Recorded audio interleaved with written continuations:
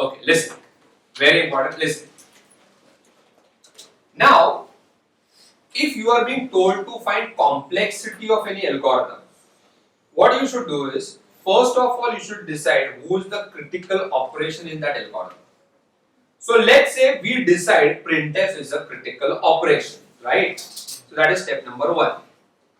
In step number 2, all you need to do is count how many times that critical operation executes in terms of n. So tell me, in terms of n, how many times this printf will execute? You are in SEM 4, so don't expect me to explain you how many times. This is nested for loop. Nested for loop. So how many times? N square. How many times? N square. So now what I will do? Listen, I will write. Look here, something very important. I write f of n is equal to n square. And now I will say this is the complexity of this code. I am sure everybody understood how I arrived at n square. But what I want you to understand is see where we started and see where we have come. Look at this statement, and try to understand what we have achieved. See, when we express the efficiency, by the way, what is f of n? Correct. So when we write execution time in units of time, it is machine dependent. So now what we are doing, we are expressing that execution time as a function of n, and now is it machine dependent or machine independent? Machine independent. Because whether you execute it on computer A or you execute it on computer B, f of n will always be equal to n square. Do you understand what have we achieved? Now remember one thing I told you, that this expression has two meanings. Do you remember that? Yes. I had told you that one meaning is that the execution time is dependent on n. So the larger the value of n, the more time is required. Now what is the second meaning and the more important meaning? If you look at this expression a little carefully, you will realize that here onwards this execution time is always expressed as a function of n. Please realize n square is a function of n. Do you realize? Any doubts in that? Now this was a very simple example, so you got only n square. But in the real world, this complexity is a complicated mathematical expression like 8.023 n square plus 7.5 n raised to 2 by 8 plus minus 8.64 n something plus 7, something like that. So in the real world, f of n will be a complicated expression like this. But no matter how complicated it is still machine independent because it is expressed in terms of n, not in units of time. Do you understand this? The next thing which I am going to tell you, you have to remember that till the end of your syllabus. Not only this lecture or not only this chapter, please be attentive. Here onwards, whenever you see any expression in terms of n,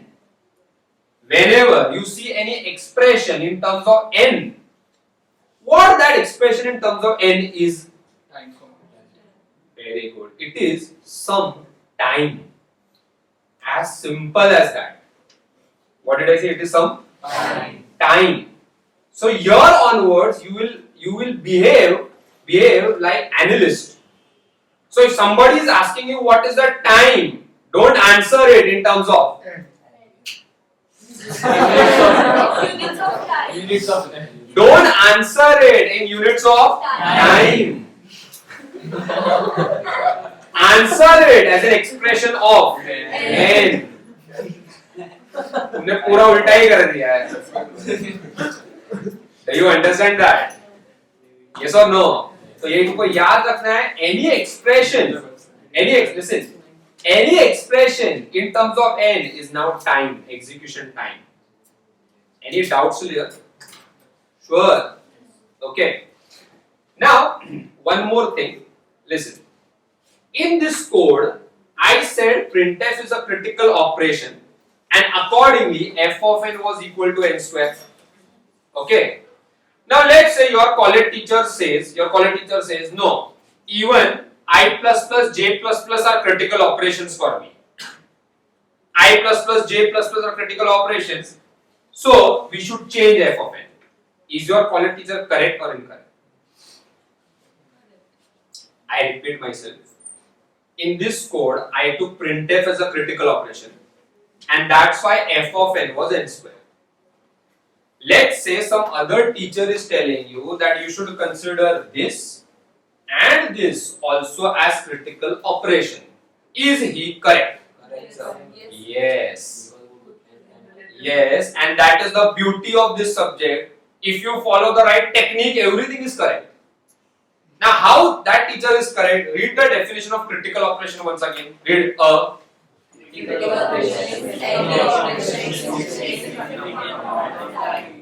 critical operation is any operation which takes significant amount of time. Underline two words, any,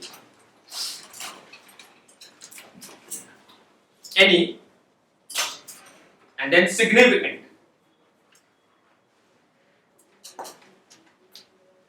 See, first of all, that statement says a critical operation is any operation. So it does not specify which operation. Then it says it should take significant amount of time. Now 10 raised to minus 7 may not be significant for me, but it could be significant for some other person. So if he chooses it to be a critical operation, correct. I can't stop him, that's right. Just tell me one thing, if these two are critical operations, these two, will f of n change? No. If you answer wrong, if you give me the wrong answer, you have understood nothing. If these two are also critical operations, will f of n change?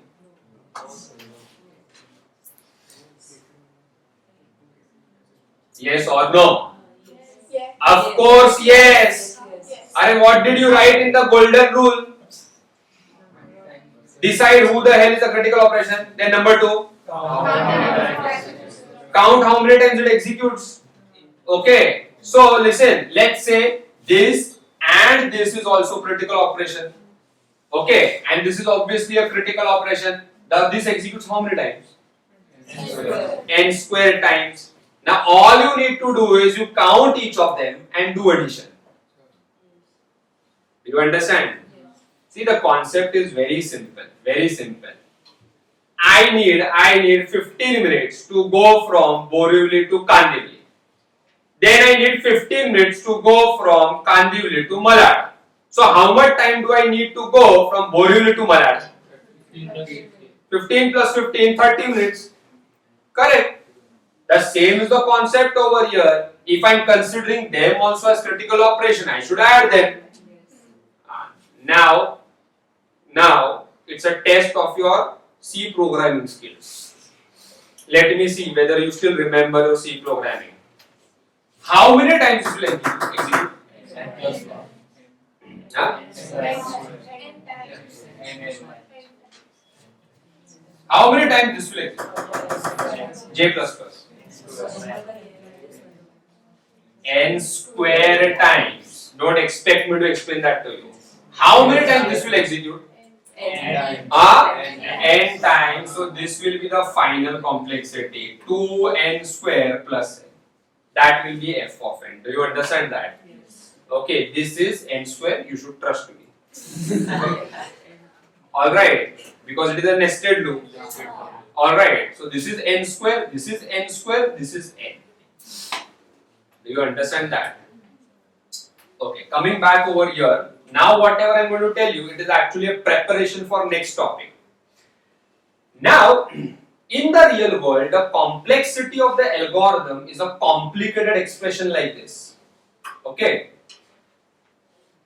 When n is very large, if n is very large, these words very large is very important. Huh?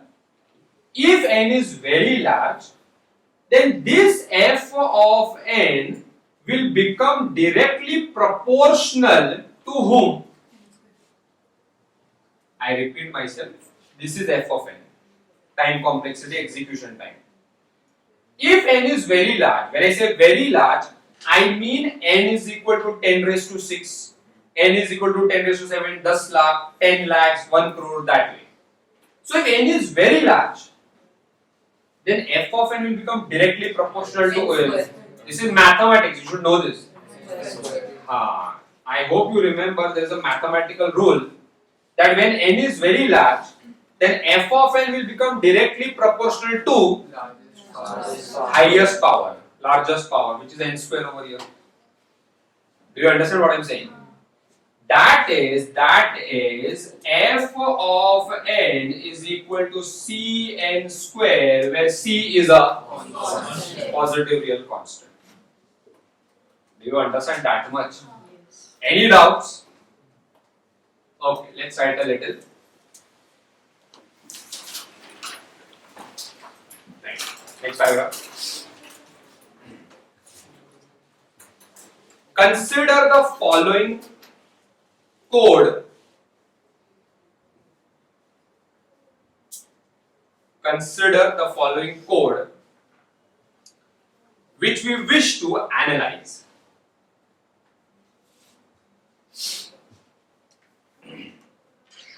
Which we wish to analyze.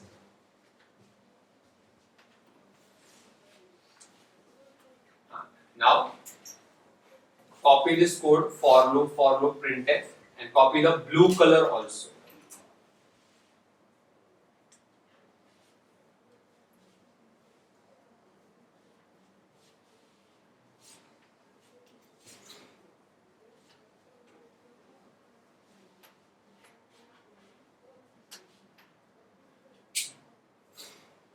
Copy the blue color also.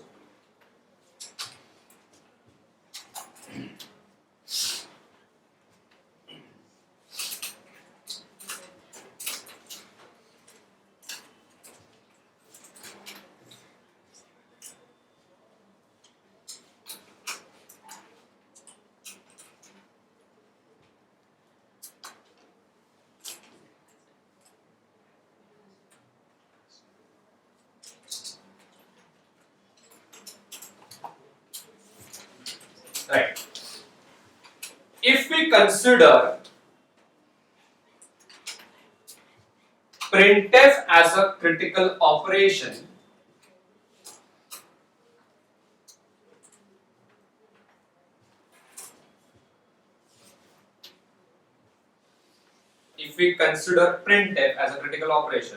then write this, f of n equal to n square.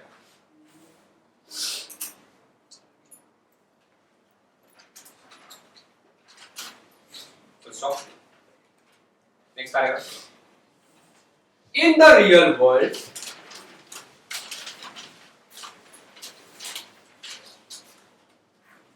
the complexity of an algorithm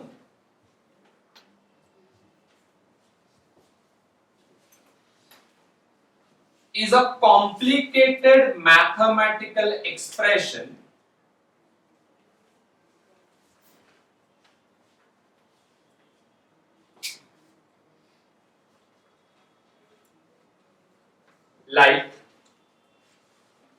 like copy this.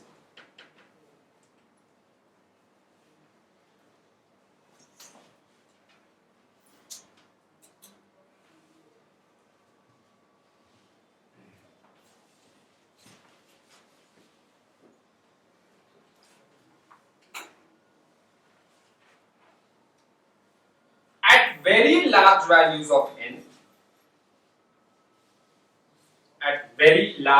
of n,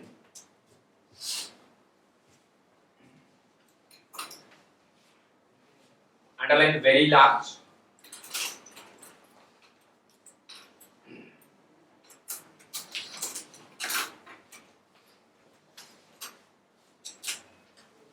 Copy this statement.